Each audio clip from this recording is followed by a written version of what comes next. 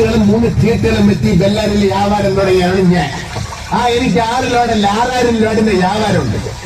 എന്നോട് മുടാഞ്ചാലുണ്ട് തയ്യാറുണ്ടാകട്ടാ. നീ എന്ത് വിചാരിച്ച് ചെക്ക് പോസ്റ്റിലെ മൃഗഡാക്ടർക്ക് കായകൾ കൊടുത്ത് എന്റെ പോത്തകൾ കണ്ടറാക്ടാണെന്ന് കുത്തിവെച്ച് കൊന്ന ഞാൻ പെട്ടിപ്പടം മുടക്കി കാശിക്ക് വന്ന് വിചാരിച്ച നിനക്ക് തെറ്റേ.